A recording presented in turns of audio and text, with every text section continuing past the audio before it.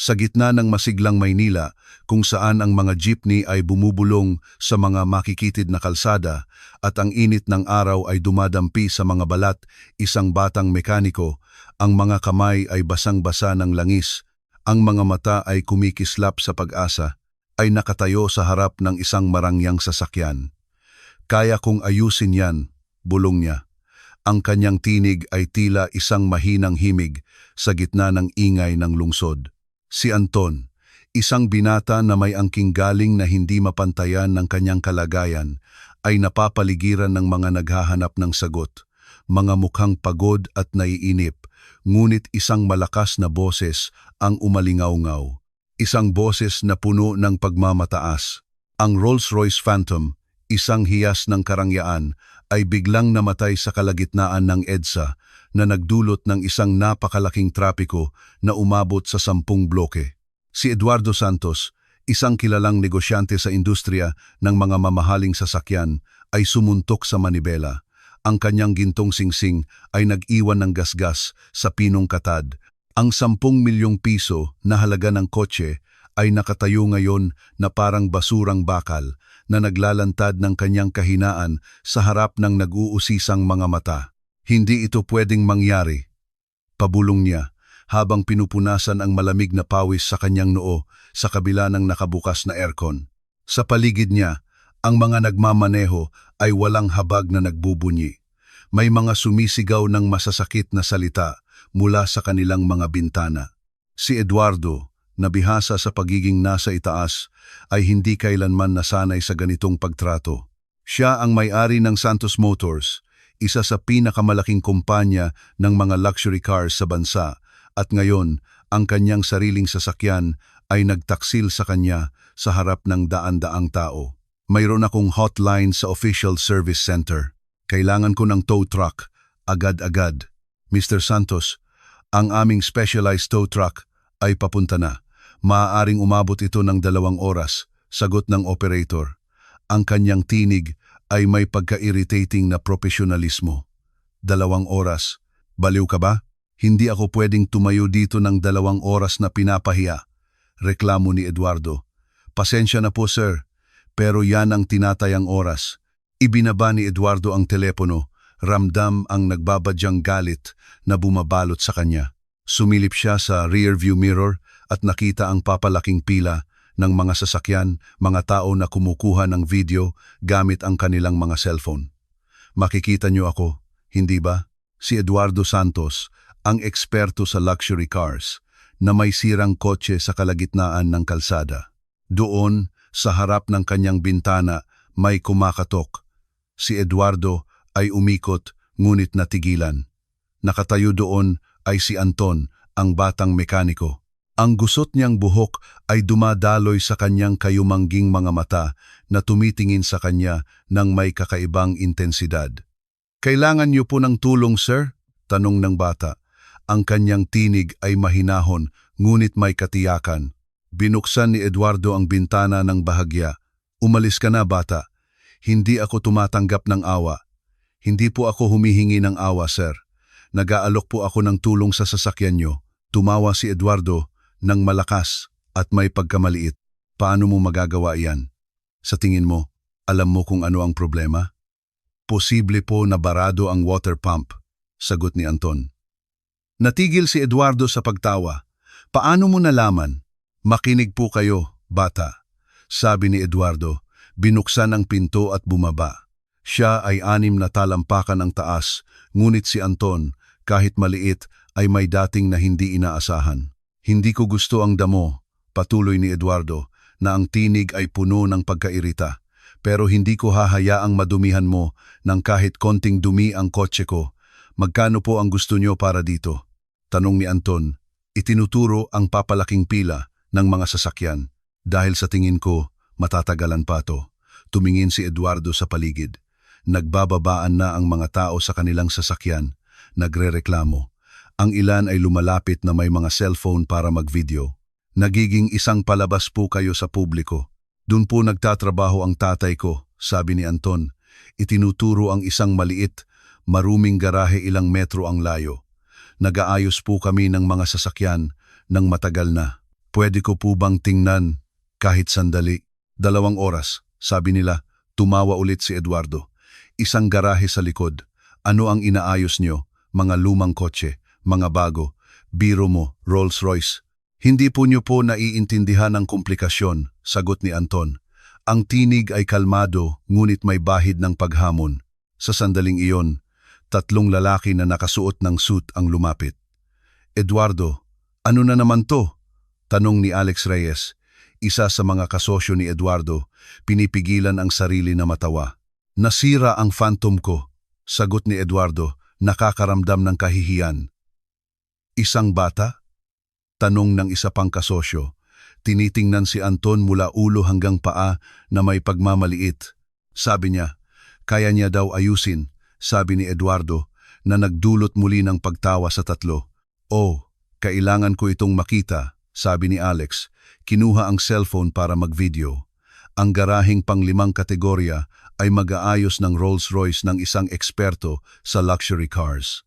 Nagbibiro kayo. Siniseryoso ko po, sabi ni Anton.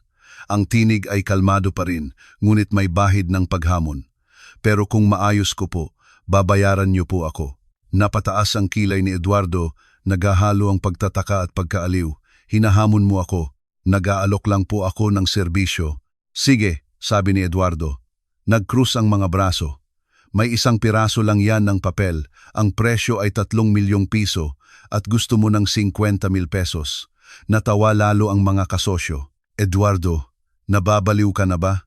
Huwag kayong mag-alala. Hindi niya yan magagawa, pero masaya panoorin habang sinusubukan niya.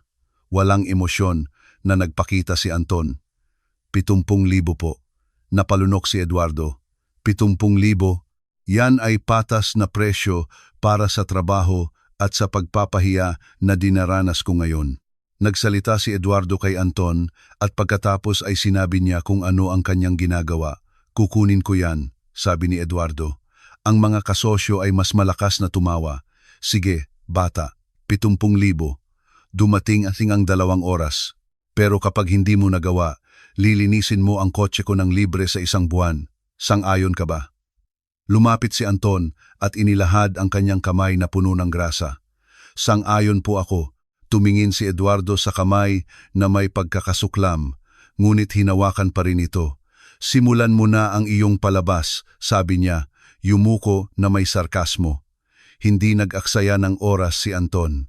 Tumakbo siya patungo sa garahe at bumalik na may isang toolbox na tila mas malaki pa sa kanya. Sa mga mata ni Eduardo, napansin ang isang hindi inaasahang pag-asa. Talaga kaya niyang gawin? Bulong ni Alex, kinukunan ng video ang bawat galaw. Sumisid si Anton sa makina na parang kilala niya ang bawat bahagi nito. Bawat galaw ay kasing surgical ng isang doktor. Bawat paggalaw ay kasing tiyak ng isang orasan. Dito po, sabi niya pagkatapos ng ilang minuto, itinuturo ang isang partikular na bahagi. Barado ang water pump. Eksakto po, tulad ng sabi ko. Lumapit si Eduardo, hindi makapaniwala. Tama ang kanyang diagnosis. Posible ang diagnosis, pero ang pag-aayos ay iba, sabi ni Eduardo, sinusubukang makuha muli ang kontrol. Panoorin niyo po, sabi ni Anton. Ang nangyari sa susunod na 15 minuto ay nagbigay ng pagkamangha sa lahat. Mabilis na tinanggal ni Anton ang water pump. Nilinis niya ang mga piyesa, pinalitan ang isang bahagi na kinuha mula sa garahe at ibinalik ang lahat na may perpektong presisyon ng 1 orasan. Imposible, bulong ni Alex, tumigil sa pagtawa. Batang ito, ginagawa niya ang alam niya. Hindi alam ni Eduardo kung paano kikilos, ngunit hindi siya makapaghintay na makita ang mangyayari. Hindi siya kailanman humanga. Tapos na po, sabi ni Anton. Isinasara ang hood at pinupunasan ang kanyang mga kamay sa isang lumang basahan. Pwede niyo na pong paandarin? Pwede ko? Inulit ni Eduardo, hindi makapaniwala. Talaga bang sa tingin mo, mapapaandar mo yan? Tanong ni Alex. Tingnan natin kung mahika o manloloko ang bata. Pumasok si Eduardo sa sasakyan. Ang puso ay malakas na tumitibok. Hindi niya alam kung ano ang mas gusto niya, na umandar ang kotse o hindi. Pinaandar niya ang susi.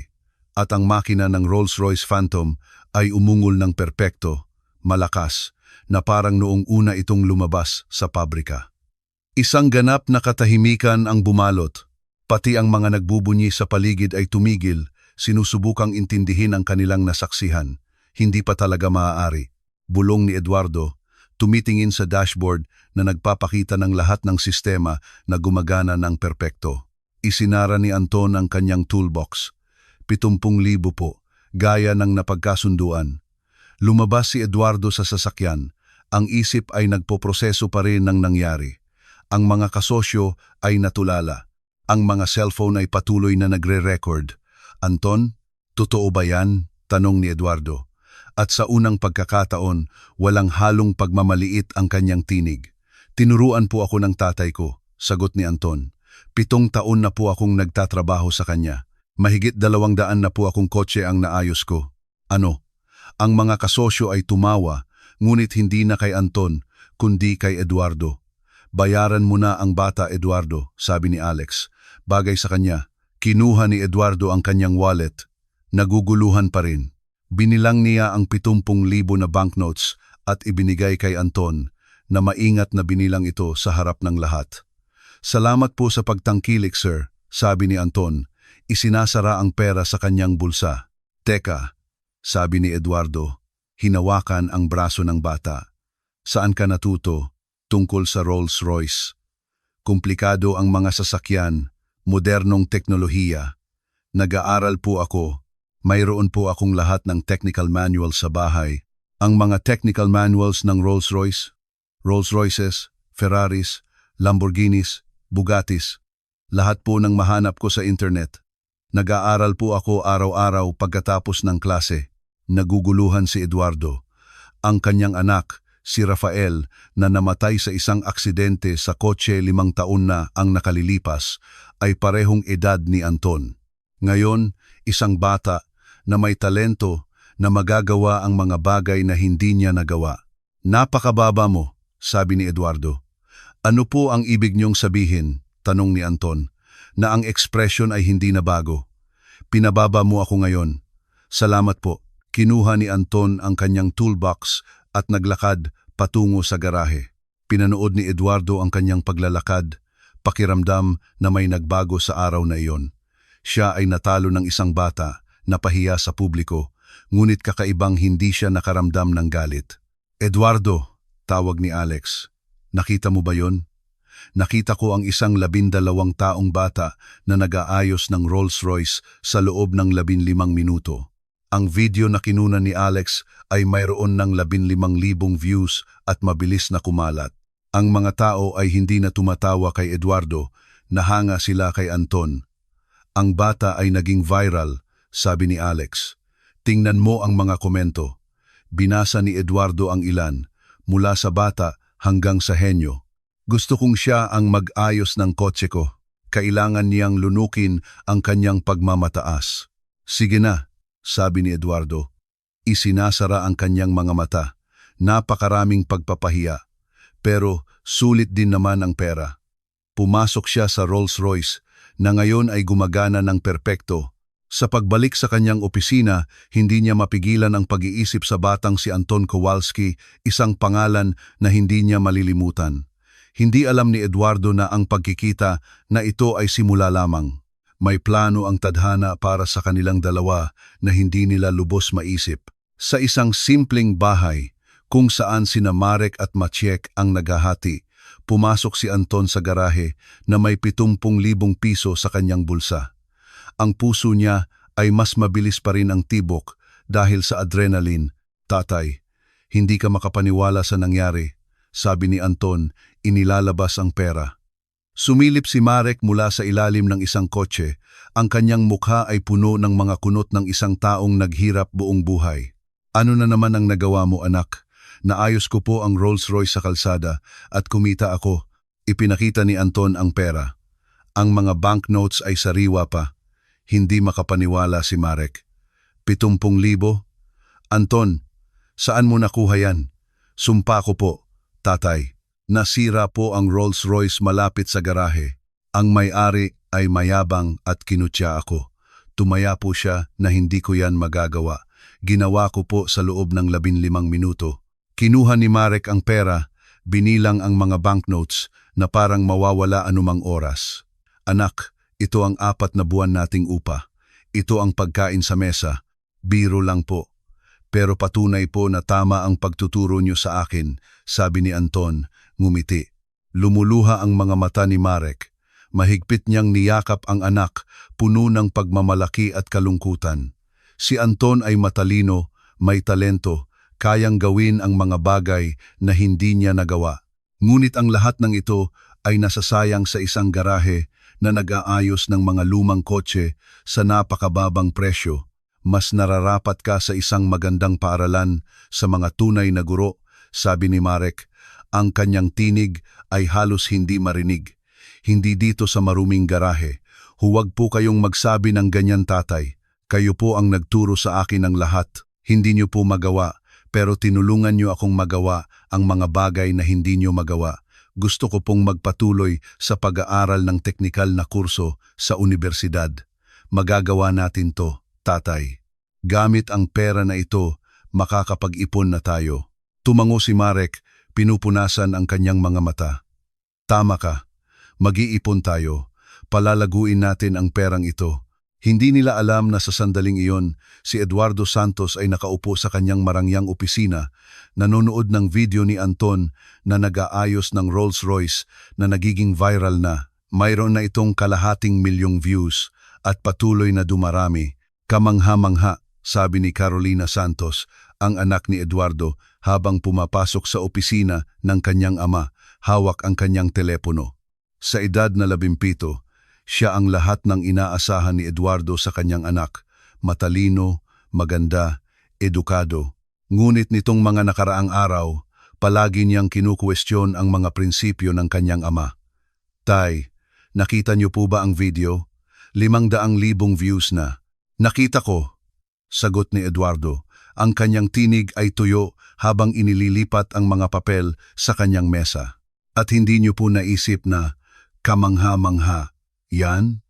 Isang 12 taong bata na nag-aayos ng Rolls-Royce.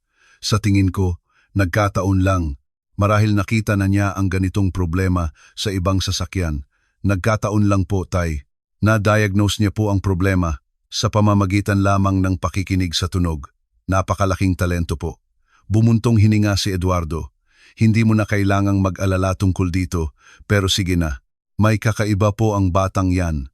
Isang bagay na hindi niyo po taglay kahit na mayroon kayong milyon-milyong pera. Ano ang gusto mong ipagawa sa akin, Carolina? Hayaan niyo po siyang magtrabaho sa inyo, mas matuto, mas umunlad. Isang 12 taong bata? Sa madaling salita, Carolina, hindi niyo po naisip na maganda yan, pero sige na. Pwede niyo pong bayaran ang kanyang kurso, mas magandang paaralan. Bakit ko naman gagawin yon? Tanong ni Carolina na may dalang papel. Dahil po may kapangyarihan kayong baguhin ang kanyang buhay. Dahil mayroon kayong sapat na pera na hindi nyo man lang mararamdaman. Dahil yun po ang tama. Natahimik si Eduardo. Mag-iisip ako, sabi niya sa wakas. Huwag na po kayong magtagal, tay. Ang mga ganitong oportunidad ay hindi po naghihintay. Lumabas si Carolina sa opisina. Iniwan si Eduardo na nag-iisa sa kanyang mga isipan. Muli niyang pinanood ang video. Binibigyang pansin ang bawat detalye. Ang paraan ng pagkilos ni Anton, ang kumpiyansa sa kanyang mga kilos, ang pagiging parang siruhano sa kanyang pag-aayos. Hindi ito nagkataon lamang. Ito ay mga taon ng pagsasanay, pag-aaral, dedikasyon. At doon, sa likuran ng video, sa isang iglap, nakita niya ang garahe kung saan kinuha ni Anton ang kanyang mga gamit. Ito ay maliit na lugar na may mga lumang kagamitan. Mga pader na may mga gasgas, ngunit sa itaas ng pintuan ay may nakasulat na Kowalski, Son, General Mechanics. Kowalski, Son, bulong ni Eduardo. Higit pa rito, isa siyang mekaniko. Mayroon siyang telepono sa kanyang 2 linyang sistema. Leszek, kailangan kong mag-imbestiga tungkol sa isang auto repair shop. Kowalski, Son. Nasa Maynila, malapit sa lugar kung saan nasira ang kotse ko kanina. Imbestigahan mo po. Gusto ko ng kumpletong report bukas ng umaga. May gusto po kayo? Lahat. Financial situation, kasaysayan ng may-ari. Gusto ko ng kumpletong report bukas ng umaga. Opo. Sige po. Binaba ni Eduardo ang telepono at muling tumingin sa video. Halos 1,000,000 views na. Ngayon, ang mga tao ay nagko-comment, nag-share, gumagawa ng mga montage. Si Anton Kowalski ay ginamit ang internet upang makuha ang puso ng Diyos. Sa gabing iyon, sa isang simpleng bahay na tinitirhan ni na Marek at Anton, sabay silang kumain ng kanin at itlog. Biglang nagring ang telepono ni Anton. Ano yun? Tanong ni Marek. Nag-aalala. Kinuha ni Anton ang telepono at nanlaki ang kanyang mga mata. Tay, ang video po natin ay 1,000,000 na ang views. 1,000,000. Paano yan? Binasa ni Marek ang ilan sa mga komento.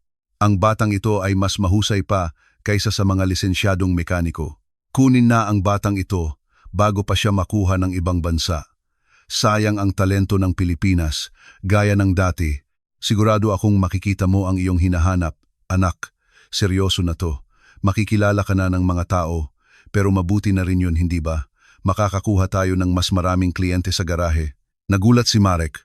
Oo, pero nagkaroon ng katok sa pinto. 10:00 na ng gabi. Maingat na binuksan ni Marek ang pinto at nakita ang isang eleganteng babae, mga 40 taong gulang, may mikropono sa kamay at kamera sa likod niya. Magandang gabi. Ako si Patricia Cruz, mula sa TVN. Hinahanap namin si Maciek Kowalski, ang batang nag-ayos ng Rolls-Royce kanina. Napatulala si Marek. TVN. Paano nila nalaman kung saan sila nakatira? Ang video po ay viral, sir. Nagsagawa po kami ng investigasyon at nahanap po namin ang address ng garahe. Ang mga kapitbahay po ang nagturo sa amin ng bahay nyo. Ano ang masasabi nyo tungkol kay Maciek?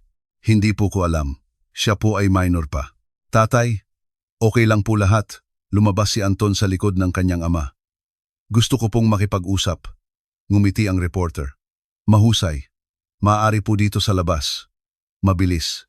Binuksan ang kamera at nagsimula si Patricia. Narito po ako, kasama si Maciek Kowalski, ang 12 taong bata na naging viral ngayon sa pag-aayos ng Rolls-Royce Phantom sa gitna ng EDSA. Maciek, paano ka natuto? Tumingin si Maciek sa kamera na may natural na galak. Tinuruan po ako ng tatay ko noong maliit pa ako. Siya po ang pinakamagaling na mekaniko. Naramdaman ni Marek ang pagbabasa ng kanyang mga mata. At paano niyo po nalaman ang gagawin sa napakakomplikadong sasakyan? Nag-aaral po ako, nagbabasa ng mga technical manual, nanonood ng mga video, nagsasanay araw-araw. Ang bawat sasakyan ay isang makina at ang bawat makina ay may sariling lohika. Kailangan lang intindihin kung paano nagtutulungan ang mga bahagi. Gusto niyo po bang magpatuloy sa karera sa larangang ito? Opo, gusto ko pong mag-aral ng mechanical engineering. Balang araw po ay magbubukas ako ng sarili kong kumpanya. Pero una po, kailangan ko pong tulungan ang tatay ko na palaguin ang garahe natin. At ano po ang masasabi niyo sa mga taong nanonood nito? Nag-isip si Maciek sandali. Ang talento ay walang kinalaman sa pera o mamahaling paaralan. Mayroon pong 2 bagay. Tinuro po sa akin yan ng tatay ko. Hindi po siya mayaman, pero lagi siyang may karunungan. Ang panayam ay 5 minuto lamang. Ngunit nang ito ay naipalabas sa balita, mas lalo itong nagdulot ng malaking epekto. Ang mga tao ay hindi lamang humanga sa kakayahan ni Maciek, kundi nakakita rin ng kanilang sariling kwento ng tagumpay. Nanonood si Eduardo sa kanyang tahanan, nag-iisa sa kanyang malaking sala. Nakikinig siya sa bawat salita ni Maciek. Nakita niya kung paano nagsalita ang bata tungkol sa kanyang ama na may pagmamahal at paggalang. Nakaramdam siya ng kakaiba sa kanyang dibdib, isang halo ng paghanga at inggit. Ang kanyang sariling anak, si Rafael, ay namatay 5 taon na ang nakalilipas sa isang aksidente. Mula noon, inilubog niya ang sarili sa trabaho, nag-iipon ng yaman, ngunit nawalan ng kakayahang makaramdam. Tay, nakita niyo po ba ang interview? Pumunta si Carolina sa sala. Nakita ko. At hindi niyo po naisip na kamangha-mangha yun? Hindi ko na kailanman naramdaman ang pangangailangan na tumulong na gawin ang isang bagay. Natahimik si Eduardo. Ano ang gusto mong gawin ko, Carolina? Mayroon po kayong resources, connections, kapangyarihan. Gawin niyo na po ngayon. Ang bata po ay may talento. Pwede kayong magkasama. Pwede kayong Hindi ko kailangan ng partner, lalo na isang 12 taong bata. Hindi po kayo ang nangangailangan sa kanya, Tay. Siya po ang nangangailangan sa inyo. At bakit ko naman ito magiging problema? Lumapit si Carolina para makita ang kanyang ina. Dahil bago po kayo naging malamig at kalkulado, mabuti po kayong tao. Naaalala niyo po ba noong buhay pa si Rafael?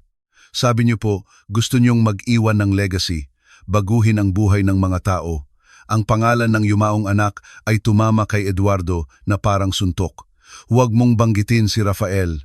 Kung mayroon pong dapat magsabi, sa tingin niyo po ba proud siya sa pagbabago niyo?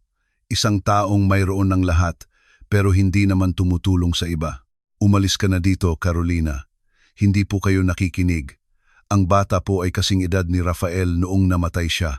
Ang kanyang talento, ang kanyang mga pangarap, ang kanyang kinabukasan. Pwede niyo po siyang tulungan na maabot ang kinabukasan na iyon. Sinabi kong umalis ka na. Sumigaw si Eduardo, tumayo mula sa kanyang upuan. Napaurong si Carolina na may luhang nasa kanyang mga mata. Hindi niyo po talaga maintindihan, sabi niya. At pagkatapos ay tumakbo palabas. Naiwan si Eduardo na mag-isa. Mayroon siyang lahat ng kailangan niya, pero kaya niyang magbigay ng higit pa. Ayaw niyang tinatalakay ni Carolina ang paksang iyon. Ayaw niyang maalala ang nawalang anak. Ayaw niyang makaramdam ng kahit ano. Ngunit sa gabing iyon, nang sa wakas ay natulog siya, na naginip siya tungkol kay Rafael. Sa panaginip, ang kanyang anak ay buhay, nakangiti, naglalaro ng mga laruan, mga kotse, at sa tabi niya ay nakaupo si Masiek na nagtuturo kay Rafael kung paano ayusin ang maliliit na makina. Tatay, sabi ni Rafael sa panaginip, si Masiek ang aking kaibigan. Tutulungan niyo po siya, hindi ba? Nagising si Eduardo na pawis at malakas ang tibok ng puso, 3:00 ng madaling araw. Kinuha niya ang kanyang telepono at muling binasa ang report na ipinadala ni Leszek tungkol sa garahe ng Kowalski, Son, na naitatag 15 taon na ang nakalilipas. May-ari, Marek Kowalski, 42 taong gulang, biyudo. Asawa, namatay 3 taon na ang nakalilipas dahil sa mga komplikasyon sa kalusugan. Anak, Masiek Kowalski, 12 taong gulang. Financial situation, mahirap. Utang sa mga supplier, bayarin sa upa, lumang kagamitan. Average monthly turnover, 3,500 piso. Reputasyon sa kapitbahayan, mahusay. Kilala sa katapatan at magandang trabaho, 3,500 piso bawat buwan. Mas malaki pa roon ang ginagastos ni Eduardo sa isang hapunan sa mga mamahaling restaurant at ang taong ito ay nagpapalaki ng isang henyo sa ganoong kababang halaga. Kinuha niya ang telepono at nagpadala ng mensahe kay Leszek. Gusto kong magkaroon ng appointment kay Marek Kowalski bukas sa aking opisina. Nag-alinlangan siyang ipadala ito. Ano ang gusto niyang gawin? Bakit niya ito ginagawa? Hindi niya masagot ang mga tanong na ito, ngunit pinindot pa rin niya ang send. Sumagot agad si Leszek. Sige po, mas gusto po namin ang tanghali at Leszek. Sabi ni Eduardo, pakisabi sa kanya na huwag mag-atubiling dumalo, na mag-anyaya, naiintindihan ko po. Pinatay ni Eduardo ang telepono at tumingin sa salamin. Naramdaman niya na malapit na siyang gumawa ng desisyon na magbabago sa lahat. Hindi niya alam kung mabuti o masama ito, ngunit sa unang pagkakataon sa loob ng 5 taon, naramdaman niya na mayroon siyang ginagawang tama. Kinabukasan ng umaga, tinanggap ni Marek ang tawag mula sa bagong numero. Kumusta, Mr. Marek Kowalski? Magandang umaga. Ako si Leszek Dabrowski, assistant ni Mr. Eduardo Santos. Halos mabitawan ni Marek ang telepono. Eduardo Santos, ang may-ari ng Rolls-Royce. Eksakto po. Nais po sana kayong imbitahan ni Mr. Santos para sa isang pagpupulong ngayong tanghali sa aming opisina. Posible po ba? Pagpupulong tungkol saan? Tungkol po sa inyong anak, sir. Gusto kong makarinig ng mga posibilidad. Tumingin si Marek kay Anton na nag-aayos ng mga gamit sa sulok ng garahe. Mga posibilidad? Sige po. Nasiyahan po si Mr. Santos sa talento ni Anton at nais niyang pag-usapan ang ilang mga posibilidad. Pwede ko po bang kumpirmahin ang inyong pagdalo? Hindi alam ni Marek kung dapat siyang magtiwala, ngunit ang maayos na boses ni Lesek ang nagpaya sa kanya. Sige, tanghali. Saan? Ibinigay ni Lesek ang address at isinulat ito ni Marek na nanginginig ang mga kamay. Tatay, sino po yun? Tanong ni Anton nang ibaba niya ang telepono. Ito ay ang tao mula sa Rolls-Royce. Gusto niyang makipag-usap sa atin. Tungkol saan? Hindi ko alam, anak. Pero sa tingin ko, malalaman natin. Sa tanghali, nakatayo sina Marek at Anton sa harap ng pinakamarangyang gusaling pang-opisina sa Warsaw. Ang mga salamin, ang seguridad sa pintuan, ang mga imported na sasakyan sa parking. Tila sila ay hindi nababagay sa kanilang simpleng damit at mga kamay na may langis na hindi kayang hugasan ng anumang sabon. Tay, ang laki, bulong ni Anton. Oo nga, pero pasok na tayo. Pinahinto sila ng security guard sa pintuan. Maaari ko po ba kayong tulungan? May appointment po kami kay Mr. Eduardo Santos, sabi ni Marek. Sinubukang maging tiyak. Tiningnan ng security guard ang listahan at tumango. 40th floor, elevator po sa kanan. Habang sila ay nasa loob ng elevator, nakita ni Marek at Anton ang kanilang mga refleksyon. Dalawang simpleng lalaki na nagtatrabaho sa isang mundo na hindi para sa kanila. Ngunit pagbukas ng pinto, sinalubong sila ni Lesek na may taos pusong ngiti. Mr. Marek, Masiek, maligayang pagdating. Halika po, sumunod kayo sa akin. Ang silid pulungan ay may malawak na tanawin ng lungsod. Nakatayo si Eduardo, nakatalikod, nakatingin sa labas ng bintana. Mr. Santos, nandito na po ang inyong mga bisita, sabi ni Lesek bago lumabas. Dahan-dahang humarap si Eduardo. Sa unang tingin, nakita niya ang lalaki na nagpahiya sa kanyang anak, ngunit nakita rin niya ang isang bagay sa kanyang mga mata na hindi niya inaasahan. Magandang araw, Mr. Marek. Masiek, salamat sa pagpunta niyo, sabi ni Eduardo, itinuturo ang mga upuan. Upo po kayo. Habang sila ay umupo, walang nakaisip na ang pag-uusap na ito ay magbabago sa kanilang buhay magpakailanman. Ang silid pulungan ay tila mas malaki pa sa mabigat na katahimikan na bumalot matapos ang paanyaya ni Eduardo.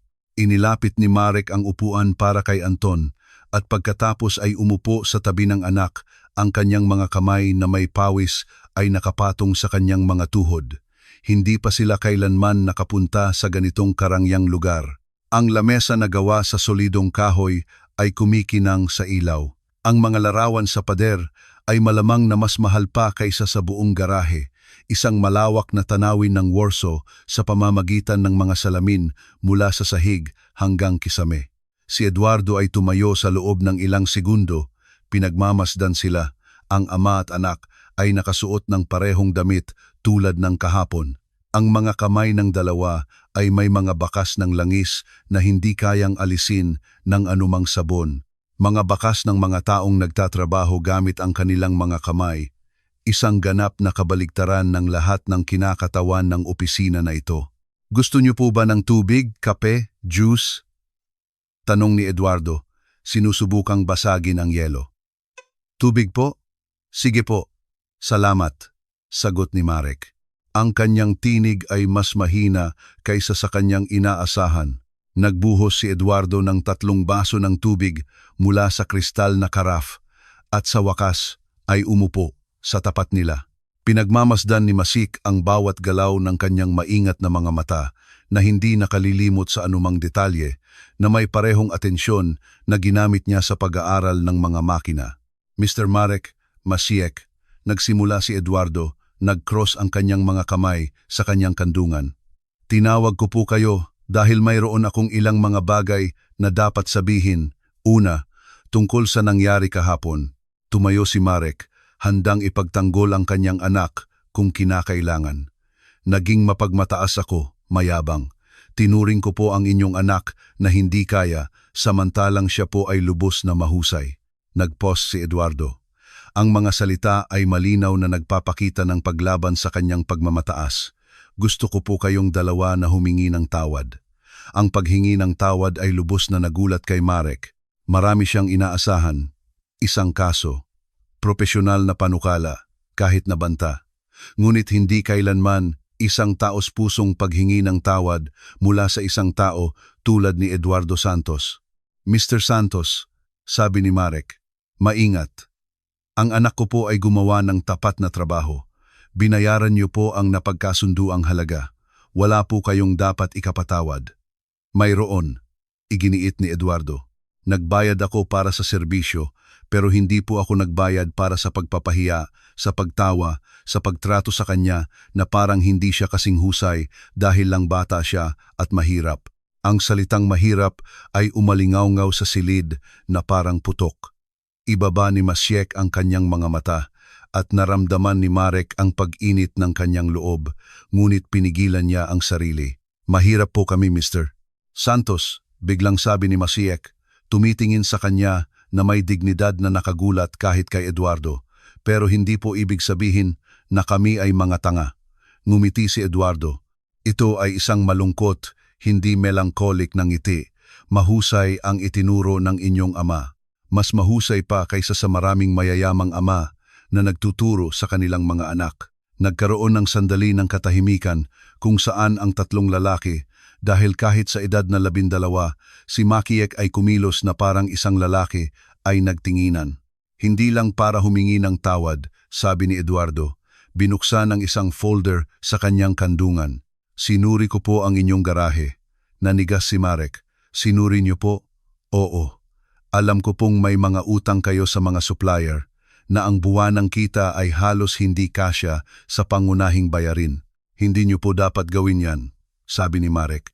Ang kanyang tinig ay mas matigas na ngayon. Hindi ko po kailanman naging problema. Pero pagkatapos makita ang talento ng inyong anak, pagkatapos mapanood ang interview kahapon, pagkatapos makita kung paano kayo nagsalita sa isa't isa na may pagmamahal at paggalang, nag-pause si Eduardo. Mayroon akong alok. Anong alok? Tanong ni Marek, naghihinala. Ginamit ni Eduardo ang kanyang teknolohiya at ang kanyang mga dokumento. Gusto ko pong mamuhunan sa inyong garahe. Gusto ko po itong i-modernize. Lagyan ng pinakabagong kagamitan. Gumawa ng training center na espesyalista sa mga luxury cars. Natigilan si Marek. Mamuhunan? Bakit? Marami pong talento sa Pilipinas. Mga taong tulad ni Masiek na maaaring baguhin ang mundo pero nakakulong sa mga sitwasyon na hindi nagpapahintulot sa pag-unlad. Oo, may pera ako. Kayo po ay may talento. Magkasama, maaari tayong lumikha ng isang bagay na hindi pangkaraniwan. At ano po ang mapapala nyo? Tanong ni Marek, hindi pa rin nagtitiwala. Sa kanyang karanasan, ang mga mayayaman ay hindi kailanman gumagawa ng kahit ano nang walang kapalit. Share po sa kita. 30% ng garahe ay akin. Kayo po ang may 70% at kumpletong kontrol sa operasyon.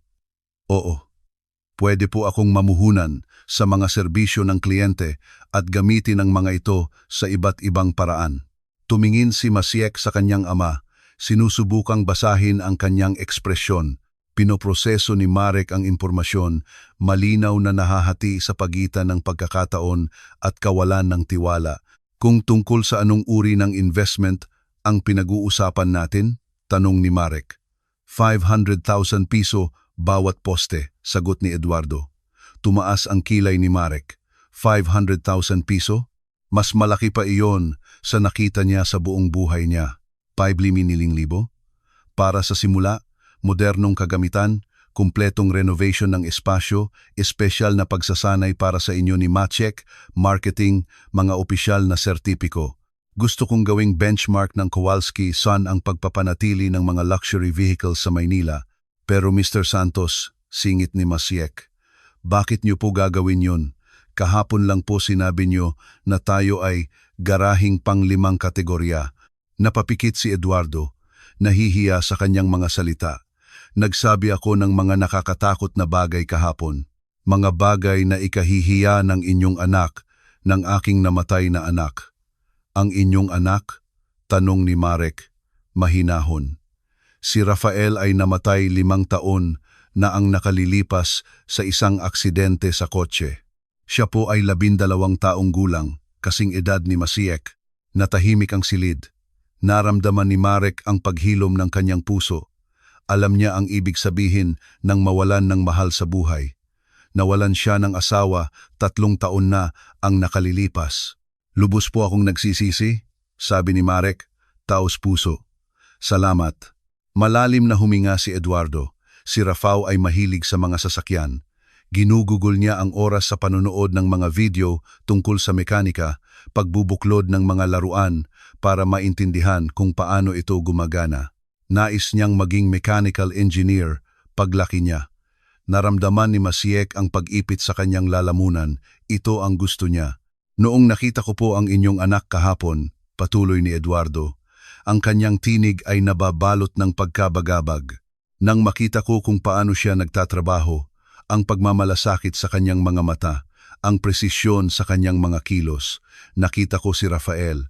Nakita ko kung sino ang maaari kong maging anak kung nabigyan siya ng pagkakataong lumaki. Nagsimulang tumulo ang mga luha sa mukha ni Eduardo.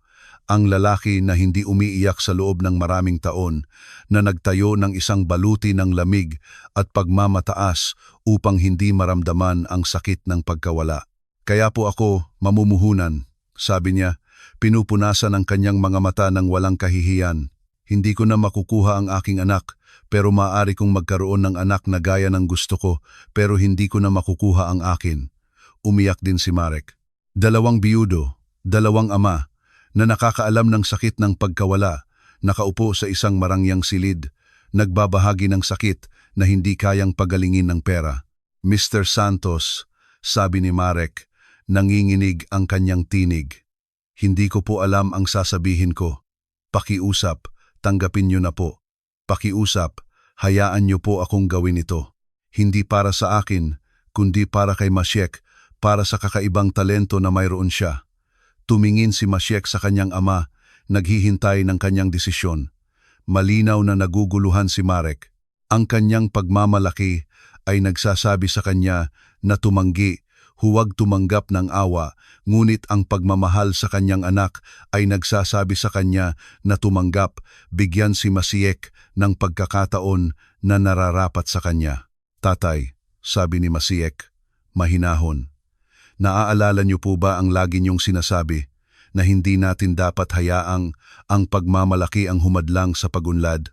Nakangiti si Marek, kahit na umiiyak. Nang itinuro mo sa akin, sino pa ba ang kukuhanin ko? Natuto ako mula sa pinakamahusay na guro sa mundo. Sagot ni Masiek, hawak ang kamay ng kanyang ama. Mayroon po akong mga kondisyon, sabi ni Marek, huminga ng malalim. Una, ang aking anak ay nag-aaral pa. Palaging mas mahalaga ang paaralan kaysa garahe. Lubos akong sang-ayon, sabi ni Eduardo.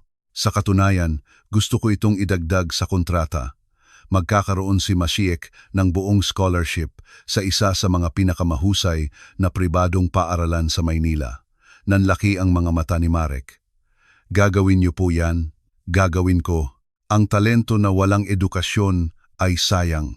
Kailangan ni Masiek ng matibay na theoretical foundation upang makadagdag sa kanyang practical skills. Pangalawang kondisyon, patuloy ni Marek, mas seryoso, mananatili kami sa kontrol ng operasyon. Kayo po ay mamumuhunan, pero hindi po kayo makikialam sa pang-araw-araw na paggana. Naintindihan ko, magiging katawa-tawa para sa akin na makialam bilang isang mekaniko. Pangatlong kondisyon, sabi ni Marek, mas seryoso pa.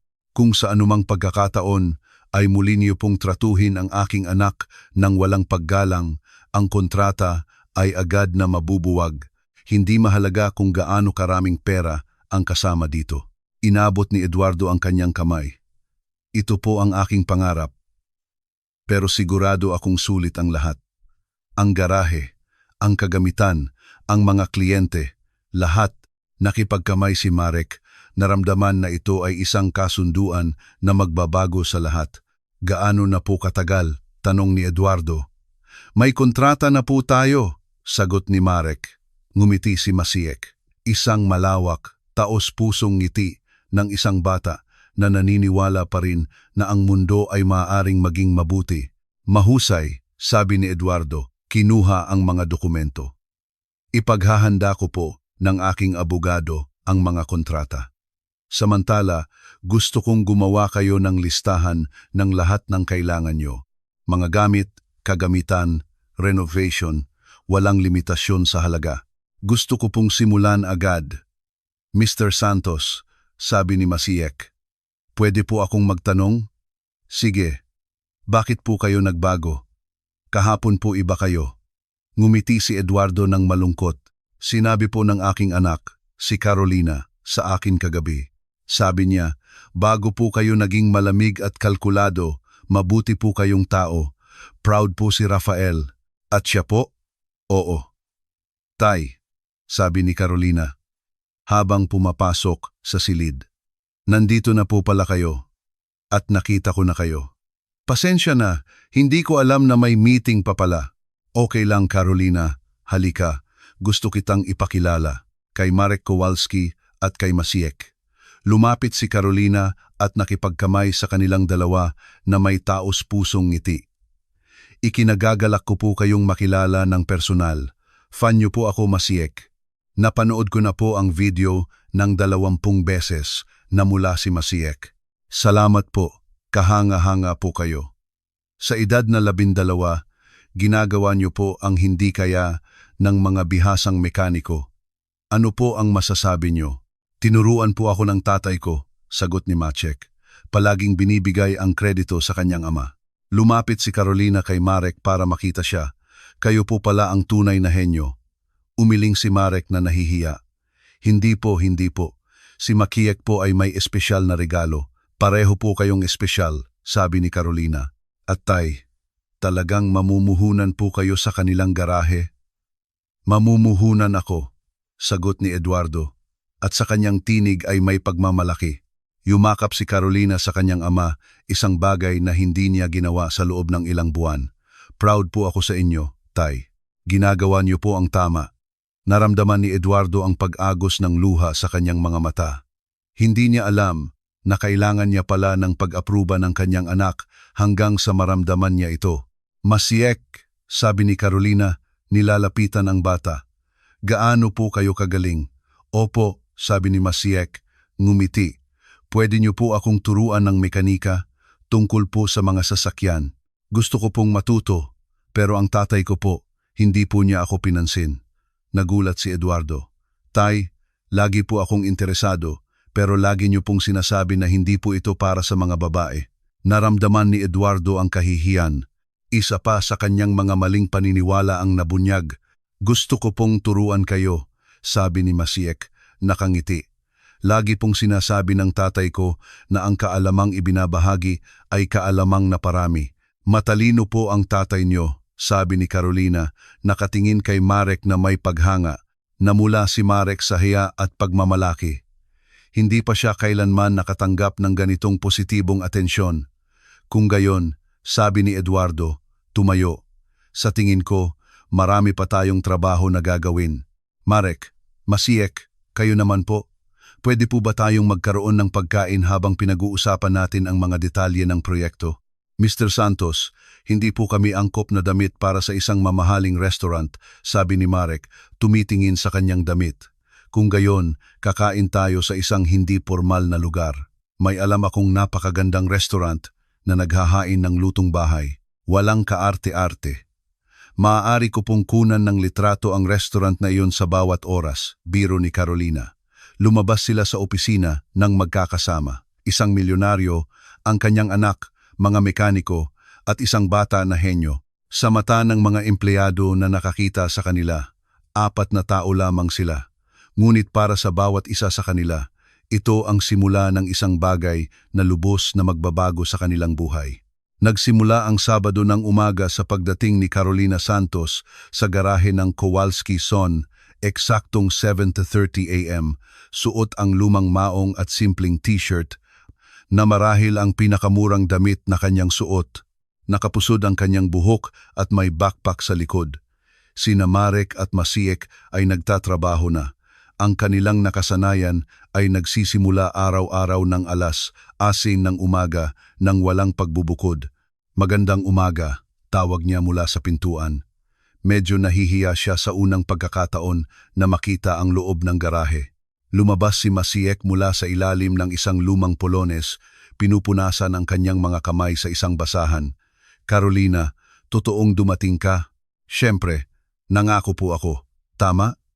Lumapit din si Marek, pinupunasan ang kanyang mga kamay. "Magandang umaga, Carolina. Ang iyong ama po ang nagsabi na nandito ka." "Opo, siya po ang nagpadala nito." Kinuha niya mula sa kanyang backpack ang isang thermal bag. "Almusal," sabi niya. Sinabi niya po na marahil ay nagtatrabaho kayo ng maaga ng walang maayos na pagkain. Binuksan ni Marek ang bag at nakakita ng sariwang tinapay, hamon, keso, natural na orange juice at mga prutas. Ito ay higit pa sa kanyang at Masiek na kinakain sa isang buong linggo. "Napakabuti po nito," sabi niya, na nahahawakan ang kilos. "Nagsisikap po ang tatay ko," paliwanag ni Carolina. "Kagabi po ay hindi siya tumigil sa pag-uusap tungkol sa mga plano para sa garahe.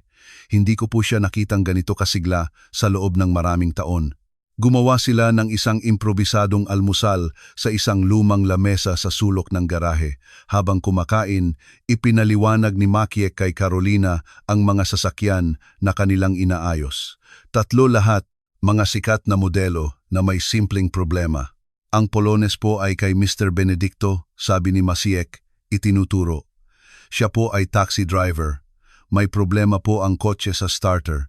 Ang bagong pyesa po ay 2,000 piso. Pero kami po ay magbabayad ng 5,000 piso lang. Nagbibigay po ba kayo ng discount para sa mga taong hindi makabayad?" Tanong ni Carolina. "Nagbibigay po kami ng patas na presyo," paliwanag ni Marek.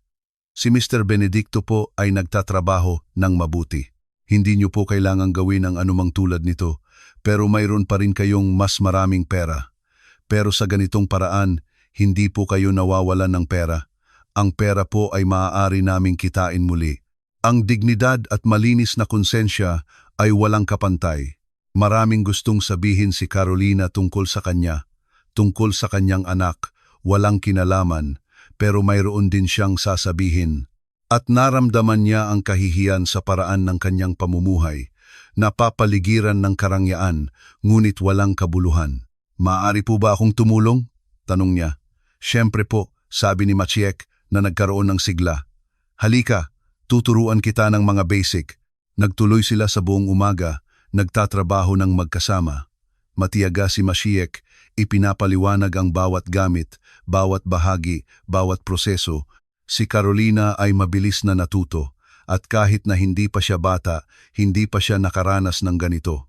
Sa literal na 2 oras, siya ay natatakpan na ng grasa at pawis, ngunit mas masaya siya kaysa sa dati niyang kasiyahan sa loob ng maraming buwan.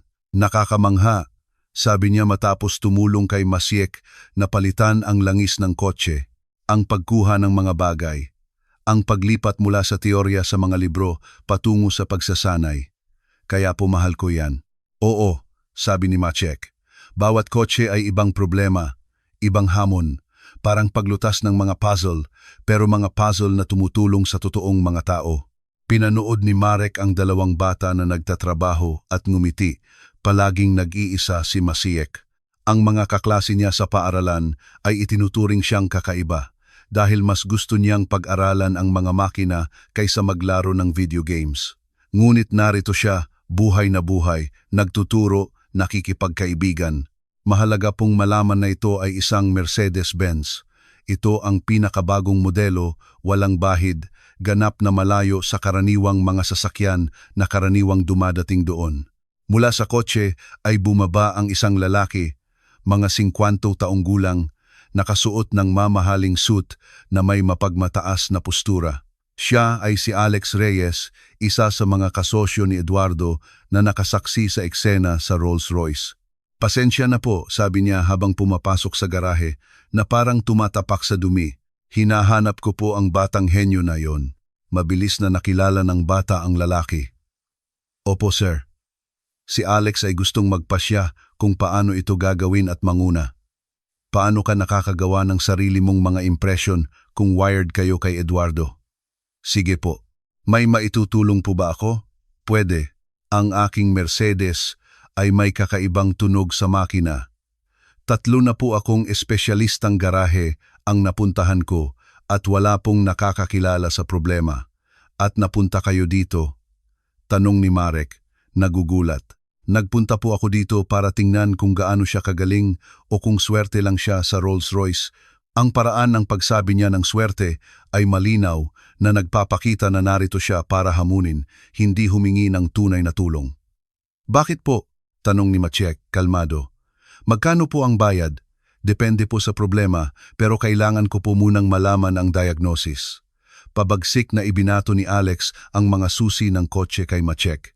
Tingnan natin kung ano ang kaya mo. Kinuha ni Maciek ang mga susi at lumapit sa Mercedes. Pinaandar niya ang makina at maingat na nakinig. Bahagyang nakatungo ang ulo, nakapikit ang mga mata. 1 minuto para malaman. Nalaman ko na po, nasa alternator belt tensioner po ang problema. Maluwag po, kaya nanginginig ang belt at nagdudulot ng ingay. Hindi ko po kailangan ng kahit ano, pero hindi ko kailangan ng kahit ano para magawa ko yan sa parehong paraan.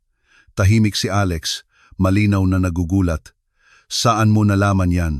Sa tunog. May tiyak na frequency ang pag-vibrate ng belt. Natuto po akong kilalanin ito sa pamamagitan ng pakikinig. At kaya mo ba itong ayusin? Kaya ko po, pero hindi ngayon. Kailangan ko po ng espesyal na kagamitan para maayos na ma-adjust ang tensioner. Kung mali po ang pagkakagawa ko, mas lalala pa po. Kung gayon, hindi mo ito kaya. Sabi ni Alex na may triumphanting ngiti na parang napatunayan niyang si Maciek ay isang manloloko. Hindi ko po sinabi yan. Sabi ko lang po hindi ko ito kaya sa kasalukuyang kagamitan natin. Pero pwede ko po kayong irekomenda ng espesyalistang garahe ng Mercedes na may tamang gamit o pwede po kayong maghintay ng ilang linggo hanggang matapos ang renovation natin. Ilang linggo? Anong renovation? Ito, si Marek na sumagot. Nakikipagtulungan po kami kay Eduardo Santos. Mamumuhunan po siya sa pagpapaganda ng garahe. Ganap na nagbago ang ekspresyon ni Alex. Eduardo, alam mo ba? Oo, 500,000 piso bawat poste. Malinaw na nabahala si Alex sa impormasyong ito. Hindi niyo po ito sinabi sa akin. Marahil dahil hindi ito ang inyong usapan. Lumabas si Carolina mula sa likod ng garahe na may hindi nasisiyahang ekspresyon. Agad niyang nakilala si Alex. Kung mayroon kang kotse na masira, pwede mo itong gamitin para gamitin mo ito. Carolina, masaya si Alex. Ano ang ginagawa mo dito? At sa ganitong kalagayan, sumulyap siya sa kanyang mga kamay na may grasa at ngumiti na may pagmamalaki. Nagtuturo po ako ng mekanika. May problema ka ba? Ang iyong ama po ang nagsabi na nandito ka, paano ko maaprubahan?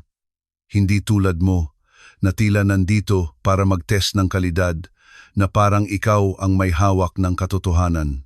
Namula si Alex sa galit. Carolina, hindi po ito ang tamang lugar para sa iyo. Halika, iuwi na kita. Hindi po, salamat. Masaya po ako dito.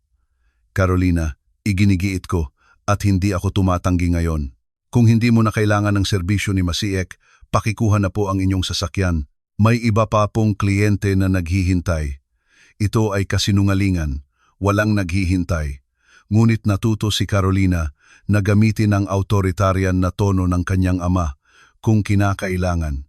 Tumingin si Alex sa lahat, ang batang henyo, ang ama mekaniko, at ang anak ng kanyang partner, ganap na malaya sa tahimik na kapaligiran at nakaramdam siya ng isang bagay na hindi niya inaasahan. Inggit sa pagiging simple, sa katapatan, sa tunay na relasyon na mayroon ang mga taong ito. Magkano po ang gusto niyong kumonsulta? Tanong ni Maciek. Inilalabas ang kanyang wallet. Wala po kayong utang sa akin.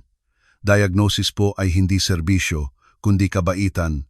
Kabaitan. Inulit ni Alex, hindi makapaniwala. Sige po, babayaran niyo po ako kung talagang maayos ko ang sasakyan. Naglabas si Alex ng 2,000 piso at inilagay ito sa counter bilang kabayaran para sa katapatan. Tila nawawala ito sa mundo. Kinuha ni Maciek ang pera, ngunit hindi siya kailanman naging masaya tungkol dito. Tila ito ay isang insulto na nagpapanggap na papuri. Umalis si Alex sa garahe, sumakay sa kanyang Mercedes at umalis, hindi na lumingon. Sa sandaling nawala ang kotse, sumabog si Carolina. Nakakakilabot na tao yon. Laging ganun, mayabang. Akala niya mas mataas siya sa lahat. Pupunta ka ba? Tanong ni Marek. Sayang, kasosyo po siya ng tatay ko sa loob ng 10 taon. Laging peke. Laging sinusubukan na makinabang sa lahat. Hindi ko po siya dapat pagkatiwalaan.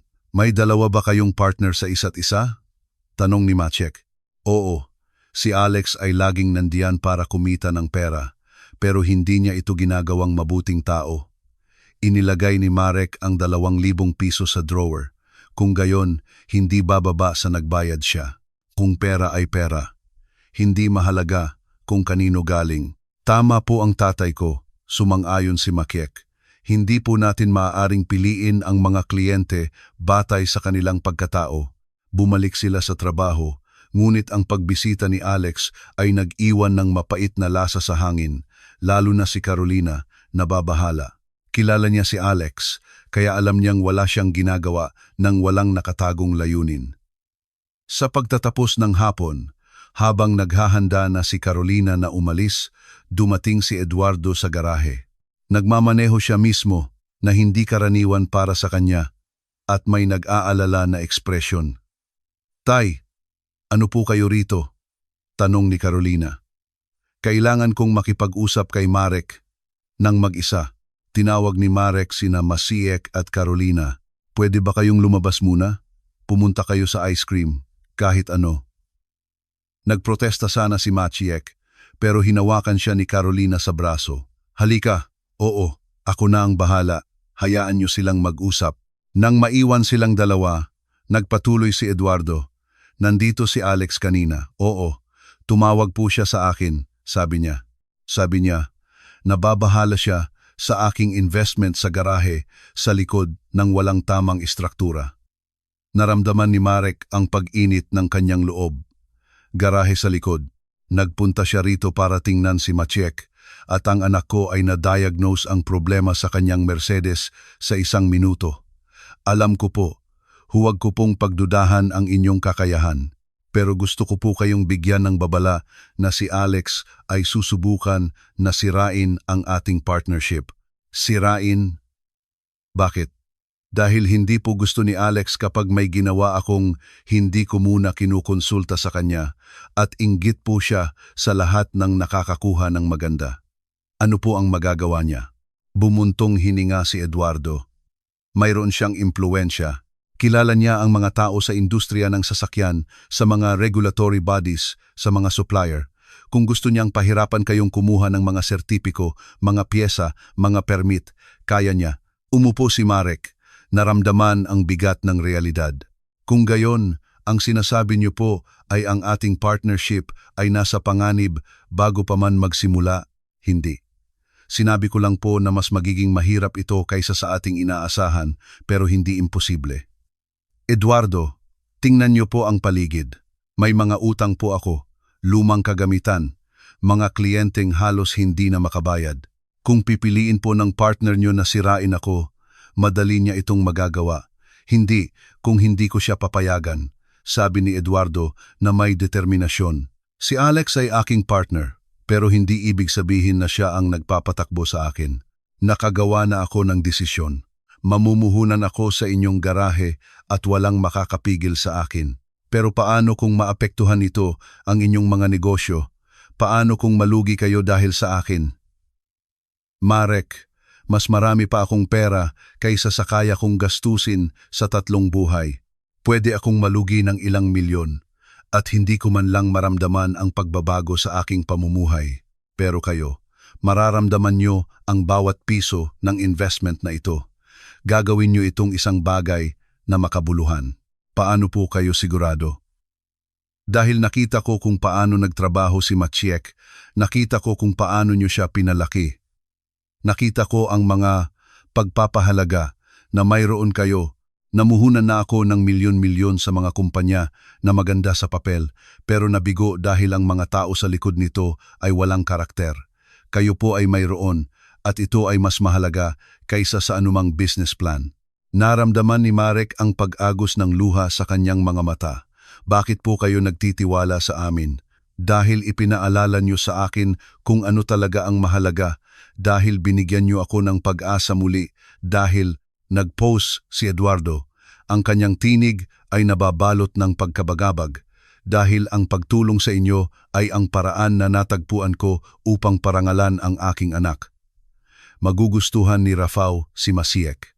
Magugustuhan niyang makita ang isang bata na may ganitong talento, na may mga pagkakataon na hindi niya kailanman nakuha. Ang 2 lalaki ay sandaling natahimik. Bawat isa ay nagpoproseso ng kanyang sariling damdamin. Kung gayon, ano ang gagawin natin kay Alex? Tanong sa wakas ni Marek. Gawin natin ang ating trabaho ng mahusay, napakahusay, na kahit siya ay hindi makakaila sa kalidad. Gagawin natin ang garahe na napakaganda na kapag narinig ng mga tao ang Kowalski, son, iisipin nila ang kahusayan. Magtatagal ito. Mayroon tayong oras at mayroon tayong talento. At ngayon ay mayroon tayong resources. Sapat na yan. Muling inabot ni Eduardo ang kanyang kamay. Magkasama tayo. Nakipagkamay ng mahigpit si Marek. Magkasama. Nang bumalik sina Maciek at Carolina mula sa ice cream, nakita nilang parehong nakangiti ang 2 lalaki at pinag-uusapan ang mga plano para sa renovation. Tapos na po lahat? Tanong ni Carolina. Tapos na lahat, kumpirma ni Eduardo. Sa pamamagitan ng paraan, may dala akong regalo para sa inyo. Pumunta siya sa kotse at bumalik na may malaking kahon. Maciek, ito ay para sa iyo. Binuksan ni Maciek ang kahon at nanlaki ang kanyang mga mata. Mga technical manual, 12 dosenang mga ito para sa lahat ng posibleng mga tatak ng luxury cars. Ferrari, Lamborghini, Porsche, Bentley, Aston Martin. Ang ilan ay mga bihirang edisyon, ang iba ay mga bagong update na nagkakahalaga ng daan-daang piso bawat isa. Talagang napakamahal po nito, sabi ni Marek, natulala, nagastos. Pero ang makita ngayon, ang mukha ni Maciek ay walang kapantay. Maingat na binasa ni Maciek ang mga manual na parang mga banal na kayamanan. Salamat, Eduardo. Talaga pong maraming salamat. Walang anuman, Maciek, sabi ni Eduardo. Ang kanyang tinig ay may bahid ng emosyon. Salamat sa iyo dahil ipinaalala mo sa akin kung bakit ako pumasok sa negosyong ito noon pa man. Hindi tungkol sa pera, kundi tungkol sa pagmamalasakit, ang pagnanais na maintindihan kung paano gumagana ang mga bagay. Pinanood ni Carolina ang kanyang ama habang nakikipag-usap kay Maciek at Marek at nakita niya ang pagbabago sa kanya. Ang kanyang mga balikat ay hindi na gaanong tensyonado, ang kanyang ngiti ay mas taos puso, ang kanyang mga mata ay may kinang na hindi niya nakita sa loob ng maraming taon. Ang 2 simpleng mekaniko ay ginawa para sa kanyang ama ang isang bagay na hindi nagawa ng mga taon ng therapy. Pinaramdam nila sa kanya na muli siyang naging tao. Tay, sabi niya, sa tingin ko, ito ang pinakamagandang desisyon na nagawa niyo. Oo, ayos lang, tama. Oo, mayroon akong sinasabi. Ito ang pangalan ni na Eduardo at Carolina. Umalis sila. Sina Marek at Maciek ay ipinanganak sa Pilipinas at ngayon sila ay nag-aaral. Ang mahinang liwanag ng isang bombilya ay nagpapailaw sa kanilang mga nakayukod na ulo sa ibabaw ng mga libro. Ganito rin ang kaso sa ibang mga bagay. Tay, sabi ni Maciek sa isang punto, paano gumagana si Eduardo? Nagsalita si Marek sa kanyang anak. 12 taon, pagod na mga mata, ngunit puno ng determinasyon. Minsan okay lang, pero sulit naman. Anak, nagawa na natin ang isang bagay na hindi kailanman nagawa ng maraming tao sa buong buhay nila. Ano po? Pinaniwalaan tayo ng isang tao, at kapag naniniwala ang isang tao, lahat ay nagiging posible. Ngumiti si Masiek at bumalik sa pag-aaral ng mga manual. Hindi niya alam, pero hindi niya maiwasang hindi pareho ang nararamdaman niya. Hindi niya maiwasang sumaya, pero emotive din. Mayroon siyang ama na sumusuporta sa kanya, isang mentor na naniniwala sa kanya, at isang kaibigan na itinuturing siya bilang kapantay. Ang hinaharap ay hindi pa rin tiyak. Si Alex Reyes ay isang tunay na banta. Ang renovation ng garahe ay magiging isang malaking hamon. Ang bagong paaralan ay magiging isang mahirap na pag-aakma. Ngunit wala sa mga ito ang mahalaga ngayon dahil sa unang pagkakataon, si Maciek Kowalski ay naniniwala na maaari siyang maging higit pa kaysa sa isang mahirap na bata mula sa isang garahe sa kapitbahayan. Maaari siyang maging isang inhinyero, isang negosyante, isang guro. Maaari siyang maging lahat ng kanyang pinangarap. At ang mga pangarap, kapag pinaghirapan at sinusuportahan ng mga tamang tao sa isang kakaibang paraan, ay nagiging realidad. Hindi kailanman naramdaman ni Maciek ang saya gaya ng kanyang unang Lunes sa pribadong high school ng MIK. Ang bagong uniforme ay naamoy pa ng sariwang tela. Ang backpack ay puno ng mga hindi pa nasusulat na notebook at ang malawak na mga koridor ay tila isang ganap na ibang mundo kaysa sa pampublikong paaralan na kanyang pinapasukan. Sa klase ng pisika, nagpresenta ang propesor ng isang komplikadong problema sa thermodynamics na ginagamit sa mga internal combustion engine. Nilutas ni Maciek ito sa loob ng 3 minuto na nag-iwan sa buong klase sa katahimikan. Impresibo, Maciek, sabi ng propesor. Talagang nauunawaan mo ito ng malalim. Sa break, lumapit ang mga kaklase na may pag-usisa. Gusto mo bang makita ang video? Yung sa practice? Yung nag-ayos ng Rolls-Royce? Sa unang pagkakataon sa kanyang buhay, naramdaman ni Maciek na siya ay tinanggap, hinahangaan. Ang kasiyahan ay tumagal hanggang 11:15 AM nang mag-vibrate ang kanyang telepono na may tawag mula kay Marek. "Tay," sagot niya habang lumalabas sa klase. "Ayos lang po lahat." Ang tinig na sumagot ay nanginginig, nabasag. "Anak, sarado na ang garahe." Tumigil ang mundo ni Maciek. "Ano? Paano nasara?" "May dumating na inspektor mula sa distrito, kalahating oras ang nakalipas. Sabi nila, may mga structural irregularities tayo, na wala tayong tamang mga permit, na hindi na naaayon sa pamantayan ang mga kagamitan." Nag-pause si Marek at narinig ni Maciek ang kanyang desperasyon sa kanyang paghinga. "Anak, tinatakan na nila lahat. Hindi tayo makakapagtrabaho, hindi tayo makakapasok, pero hindi po makatuwiran. Palagi naman pong gumagana ang garahe. Alam ko, pero magandang dokumentasyon, mga opisyal na selyo." Sabi nila, may nagsumite ng anonymous complaint. Naramdaman ni Maciek ang pag-init ng kanyang galit. Anonymous complaint, si Alex Reyes. Umikot ang kanyang mga mata. "Tatay, tumawag na po ba kayo kay Eduardo?" "Tumawag ako, papunta na siya." Pero Maciek, nag-break ang tinig ni Marek. "Kung wala ang garahe, wala na tayong lahat. Aalisin ang mga kliyente. Dadami ang mga utang. Lahat ay magiging ayos. Tatay, uuwi na po ako. Huwag po kayong manatili sa paaralan. Ang edukasyon ang pinakamahalaga." "Pero tatay," nag-break ang tinig ni Maciek. "Pakiusap, hayaan niyo po akong ayusin to." Ibaba ni Maciek ang telepono na may nasirang puso. Hindi na niya makikita ang kanyang hinahanap. Sa 3 PM, nang matapos ang klase, tumakbo siya patungo sa bus stop. Nang bumaba siya malapit sa garahe, ang kanyang nakita ay nagpatigil sa kanya.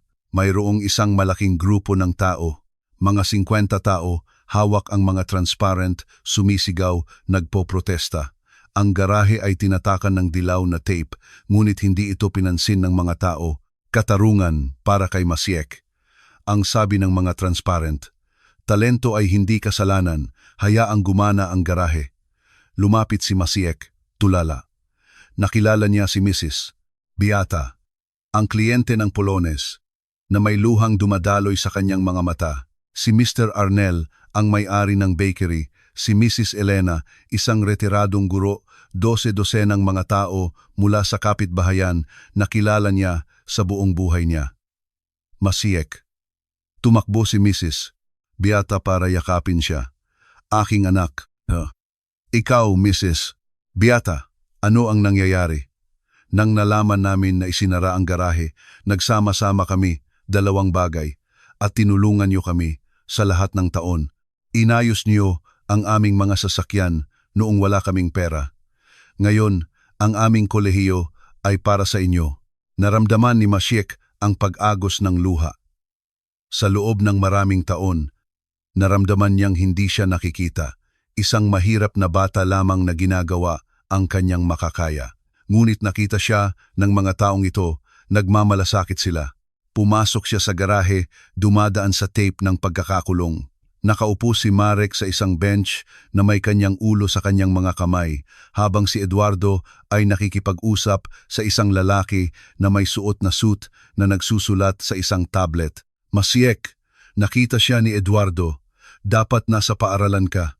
Hindi ko po magagawa, tay. Hindi po kapag ang aking ama ay nawalan ng lahat. Itinaas ni Marek ang kanyang ulo. Ang kanyang mga mata ay pula. Anak, mahigpit na niyakap ni Masiek ang kanyang ama. Naramdaman ang kanyang panginginig. Aayusin natin to, tatay, magkasama. Lumapit si Eduardo. Alam ko na kung sino ang nasa likod nito. Si Alex, sabi ni Masiek. Hindi na ito katanungan. Ginamit ni Alex ang kanyang mga koneksyon sa opisina ng distrito. Nagbayad siya sa mga inspektor para makahanap ng mga irregularities. Sa teknikal, lahat ay legal. Ang garahe ay hindi talaga may lahat ng kasalukuyang mga permit, ngunit ang oras ay napakabilis, malinaw na inayos. Ano na po ngayon? Tanong ni Marek. Walang pag-asa. Ngayon lalaban tayo. Nagdala ako ng hulyan. Itinuro niya ang isang abogado, isang espesyalista sa administrative law. Hahamunin natin ang bawat irregularity. Patunayan ang masamang intensyon sa inspeksyon, pero tatagal ng mga linggo at sa pagitan, hindi tayo makakapagtrabaho. Oo, sasagutin ko ang mga gastos, sabi ni Eduardo. Ako ay partner. Naaalala niyo ba? Kung ang garahe ay maisasara, mawawalan din ako. Si Carolina ay nasa telepono nang siya ay nasa telepono. Tay, kailangan niyong makita to. Ipinakita niya ang screen. Ito ay isang viral na video na kinunan sa karamihan. Ipinakita nito si Mrs. Beata na nagsasalita sa kamera. Ang mga taong ito, sina Marek at Maciek Kowalski, ay mga bayani ng kapitbahayan na ito. Noong nasira ang kotse ko at wala akong pera, inayos nila ito ng libre. Ang garahe na ito ay hindi lang negosyo. Ito ay isang bagay na hindi mo magagawa. Ang video ay nasa 500 views. Dumarami na po ang mga tao, sabi ni Carolina. Marami pong masasabi tungkol sa Pilipinas. Sumulyap si Masiek sa labas. Ang karamihan ay lumaki. Ngayon ay may mga kamera ng telebisyon, mga reporter, mga kotseng nagbubunyi bilang suporta. Ganito ang nangyayari kapag tunay mong nahawakan ang buhay ng mga tao, sabi ni Eduardo. Mahalaga kayo sa maraming tao. Sinara ni Julian ang tablet. May maganda akong balita. Nakakuha ako ng pansamantalang paghinto. Sumang-ayon ng hukom na iproseso ang kaso ng prioridad. Isinasaalang-alang ang epekto sa publiko. Bukas ang pagdinig sa 10:00 ng umaga. Bukas, nanlaki ang mga mata ni Marek. Kapag may interes ang publiko, maaaring mabilis ang katarungan. At sa kaguluhan na ito, itinuro niya sa labas, walang hukom ang gustong maging kontrabida. Bumukas ng marahas ang pinto. Pumasok si Alex Reyes kasama ang 2 security guard. Eduardo, kailangan nating mag-usap.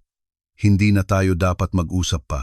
Mayroon tayo tungkol sa kung paano mo sinisira ang ating kumpanya gamit ang walang katuturan na proyektong ito. Mag-ingat sa iyong mga susunod na salita, sabi ni Eduardo na may mapanganib na tinig. O ano, sasampal mo ako? Tumawa si Alex. Nakakalungkot ka. Simula noong namatay ang iyong dalawang anak, naging anino ka na. Ngayon ay nakakita ka ng bata at iniisip mong mababawi mo ito. Mensahe. Hindi kailanman nabuhay si Rafael. Walang kabutihan ang magbabalik sa kanya. Ang katahimikan ay ganap. Namutla si Eduardo, nanginginig. Tumayo si Marek, na pumagitna sa kanilang dalawa. Umalis ka sa aking garahe. Ang iyong garahe. Malakas na tumawa si Alex. Ang kulungan na iyon, sabi niya, umalis ka na. Hinamon ni Alex ang espasyo ni Marek. Ikaw, isang bigong mekaniko na halos hindi mo magawa, hindi natapos ni Alex. Si Masiek, 12 taong gulang, 150 metro ang taas, ay tumayo sa harap ng kanyang ama, humaharap kay Alex. Wala akong narinig mula sa iyo. Ang tapang ay nagulat kay Alex. Umalis ka sa daan, bata. Hindi po. Ang tatay ko po ay mas mahalaga kaysa sa inyo kailanman. Tinuruan niya ako ng katapatan, ng masipag na pagtatrabaho, ng dignidad. Ano po ang itinuturo niyo? Gusto niyo pong gumawa ng ano? Inggit? Natatawa si Alex, nerbyoso. May milyon ako. Gusto mo pong magkaroon ng kapatid o kaibigan na makakain? Dahil mayroon akong isang bagay na hindi mabibili ng pera. Sagot ni Masiek ng may katiyakan. Mga taong tunay na nagmamahal sa akin. Isang ama na gagawin ang lahat para sa akin. Mga kaibigan na dumating para ipagtanggol ang aming garahe. Ano po ang mayroon kayo? Bayarang mga security guard at isang bulok na reputasyon. Sumabog sa palakpakan ang karamihan sa labas. Namula si Alex. Pagsisisihan mo? Hindi ko po kailanman pagsisisihan. Sa wakas ay nagsalita si Eduardo sa tabi ni Masiek. Dahil bukas ay ipapakita ko ang mga ebidensya na sinuhulan mo ang mga inspektor. May mga recording, mga paglilipat ng pera, mga saksi. Hindi mo kailanman may ebidensya. Pinatugtog ni Eduardo ang recording sa kanyang telepono. Ang tinig ni Alex. Kailangan kong lumikha ka ng mga problema para sa Kowalski Son. Magkano ang halaga ng paghahanap ng mga malubhang irregularities? Nawala ang kulay sa mukha ni Alex. Saan mo nakuha yan? Ang inspektor na sinubukan mong suhulan, may konsensya siya. Nirecord niya ang lahat, kaya lalabas ka ngayon, pipirma ka sa mga papeles na binabawi ang mga pagtutol at ibebenta mo ang iyong bahagi ng kumpanya. Bilang kapalit, hindi ko ito dadalhin sa federal na prosekusyon. Hindi mo kaya? Kaya ko. Kung hindi ka makahanap ng kahit ano, makikita mo kung ano ang nangyayari sa korupsyon at pagkatapos ay makikita mo kung ano ang nangyayari. Si Alex ay nasa patibong. Ito ang katapusan. Umalis ka na ngayon at huwag ka nang lalapit sa pamilyang ito. Lumabas si Alex sa ilalim ng sigawan ng karamihan. Umupo si Marek, nanginginig ang kanyang mga binti. Talaga pong mayroon kayong ebidensya? Oo. Sinuri ko si Alex linggo na ang nakalilipas. Nakakita ako ng mga mas masamang bagay. Bakit hindi niyo po sinabi sa akin? Kung makikinig ka ng musika, hindi mo ito maririnig. Tumingin si Masiek kay Eduardo na may paghanga. Naisapal niyo po ang lahat para sa amin. Ginawa ko ang tama. Si Alex ay nagpapasama sa aking kumpanya sa loob ng maraming taon. Binigyan niyo ako ng lakas ng loob na harapin siya. Yumakap si Carolina sa kanyang ama habang umiiyak. Sobrang proud po ako. Kinabukasan ng umaga, mabilis ang pagdinig. Sa mga recording, isinuspinde ng hukom ang pagsasara at nag-utos ng investigasyon laban sa mga inspektor. Ang Kowalski Son ay pinalaya, ngunit nang lumabas sila sa korte, mahigit 200 katao ang naghihintay. Mga dating kliyente, mga residente ng kapitbahayan, mga mag-aaral ng Copernic High School, mga reporter. Nang makita nila sina Marek at Masiek, sumabog sila sa palakpak. Nagkaroon ng katarungan. Masiek, Masiek. Tumitingin si Masiek sa karamihan at nakaramdam ng isang bagay ngayon. Pagiging bahagi ng isang mas malaking bagay, ang kamalayan na ang kanyang talento ay nakapagbigay ng tunay na epekto sa mga tao. Yumakap si Marek sa kanya habang umiiyak. Nagtagumpay tayo, anak. Hindi po, tatay. Kayo po ang gumawa nito. Tinuruan niyo po ako ng maayos. Tinuruan niyo po ako ng lahat. Binigyan niyo po ako ng dahilan para magpatuloy. Pagkatapos po ng pagkamatay ni nanay, kayo lang po ang dahilan ko. Nakatingin si Eduardo mula sa malayo kasama si Carolina. Sobrang kamukha niya si Rafael, pero si Masiek ay hindi si Rafael. Siya ay isang bagong tao na tinutulungan mo. Hindi na ako makapaghintay na makita ka ulit. Nasayang ko ang 5 taon. Nakakulong sa sakit. Akala ko ang pagparangalan kay Rafael ay nangangahulugang hindi na ako magpapatuloy. At ngayon, alam ko na ang pagparangalan kay Rafael ay nangangahulugang gawin ang eksaktong iyon. Pagtulong sa mga batang may talento. Iyon ang gusto ng aking anak. 3 buwan ang lumipas. Ang Kowalski son ay hindi na makilala. Ang maliit na espasyo ay pinalaki, sumakop sa 2 magkatabing lokasyon. Pinakamodernong kagamitan, mga hydraulic lift, diagnostic computer, lahat ng kaya ng isang mekaniko. Ang bagong sign ay nagbabasa, Kowalski, Son, Automotive Excellence Center sa pakikipagtulungan sa Nawak Import, kung saan ang talento ay nakakatugon sa pagkakataon. Ang inaugurasyon ay nagtipon ng daan-daang tao. Nagsalita si Masiek sa isang bagong uniforme, nagbibigay ng presentasyon. Ang garahe ay palaging higit pa sa trabaho. Ito ay isang lugar kung saan natuklasan ko na ang talento ay hindi kailangan ng pera, kailangan lang ng pagkakataon. Ngayon, binubuksan natin hindi lamang ang isang renovated garahe, kundi isang training center. Mag-aalok kami ng libreng mga kurso sa automotive mechanics para sa mga kabataan sa kapitbahayan. Scholarships para sa pinakamahuhusay. Patutunayan namin na ang pagkakataon ay nagbabago ng kapalaran. Lumapit si Marek sa mikropono, nahihiya. Hindi ko po alam kung paano ko ito sasabihin, pero hindi niyo po mahihintay na makita kung ano ito. Si Eduardo Santos ay maaaring magkaroon ng magandang panahon kasama ang kanyang anak, pero magagawa rin niya ito. Pinili niyang maniwala.